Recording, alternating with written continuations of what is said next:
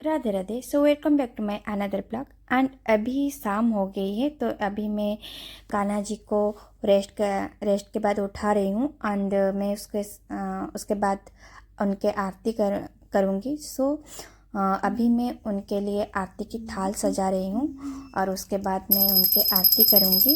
और आरती करने के बाद थोड़ी देर के लिए उनके लिए चैंटिंग वगैरह करूँगी।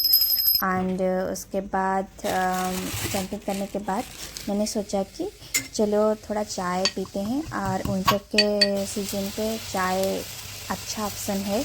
और मुझे थोड़ा लेजी फील हो रही थी, तो मैंने सोचा चलते हैं चाय पी लेते हैं। एंड मैंने कड़कदार चाय बनाई और उसमें लौंग और तेज़पत्ता, अदरक वाला एक कड़कदार चाय के साथ हम अपना इवनिंग का स्लॉट स्टार्ट करते हैं।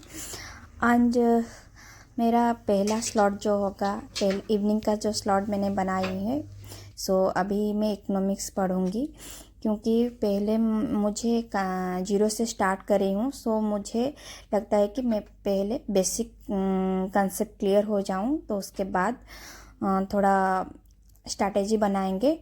एंड पहले मैं कंसेप्ट क्लियर होने के लिए खुद रीड करती हूँ। अगर कुछ समझ में ना आए तो लेक्चर वगैरह देखेंगे। एंड सो अभी मैं रीड कर रही हूँ। सो रीड करते वक्त मैं कुछ कुछ चीज़ें समझ में आ रही है और कुछ कुछ चीज़ें समझ में नहीं आ रही है, तो इसलिए मैंने एक नोट पे वो चीज़ें लिख कर रखती हूँ जो समझ में नहीं आ रही। तो जब मैं लेक्चर देखूँगी तो धीरे धीरे वो कंसेप्ट क्लियर हो जाएगी। सो पढ़ते वक्त 1 घंटा हो गया था, तो मैंने सोचा चलते हैं ब्रेक लेके डिनर करने के लिए। और डिनर में मैंने कुछ खास बनाया नहीं थी।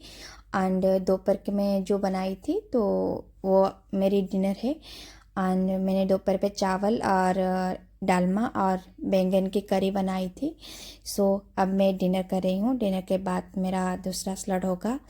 सो डिनर करने के बाद मेरे एक गिनी पिग्स थी, तो उसके साथ मैंने थोड़ा खेली। और खेल मुझे उसके साथ खेलने के मज़ा आ रहा है।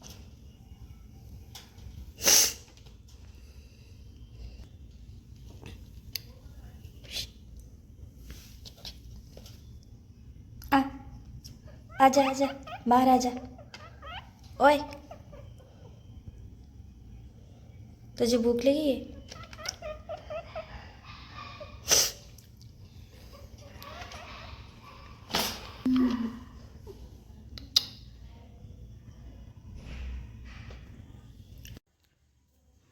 सो अब चलते हैं टेरिस पे वॉक करने के लिए। सो खाने के बाद मुझसे बैठा नहीं जाएगा, तो इसीलिए मैं टेरिस पे चलती हूँ वॉक करने के लिए, और थोड़ा फ्रेश भी फील हो जाएगी। एंड अभी बाहर भी ठंड उतनी नहीं पड़ी है, और मौसम भी ठीक ठाक है। आज के मौसम ठीक ठाक है। सो वैसे भी देखा जाए तो मैं हर रोज़ खाने के बाद वॉक करती हूँ।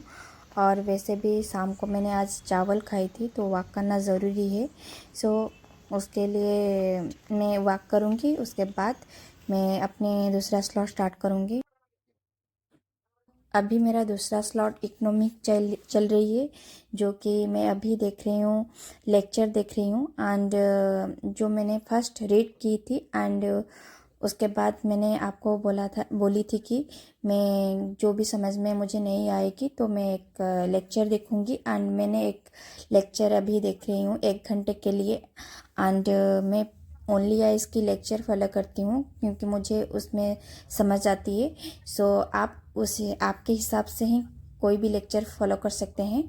सो मुझे ये लेक्चर पसंद है, सो मैं उसको फॉलो करती हूँ। एंड मुझे उसकी कंसेप्ट भी पसंद है। कंसेप्ट इस लेक्चर में एक अच्छी बात है, जो कि PYQ को अच्छे से एनालाइज करके समझा रहे हैं, तो ये मेरे लिए बेस्ट है। तो मैं ये फॉलो करती हूँ। ओनली आइज की मैं पॉलिटी भी फॉलो करती हूँ।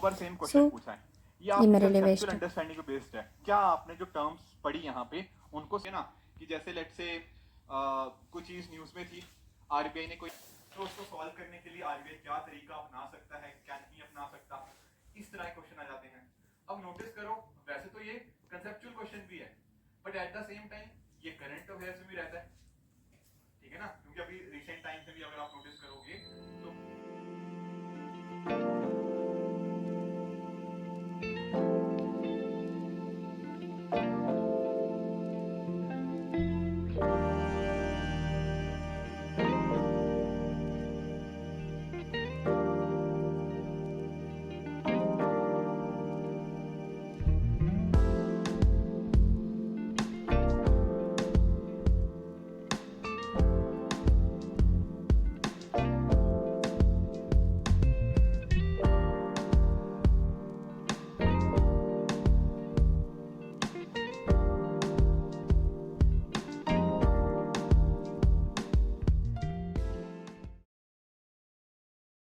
चेंजेस हैं, पर कहीं ना कहीं एक का कंटेंट आप दूसरे में यूज कर सकते हो कुछ हद तक, है कि नहीं?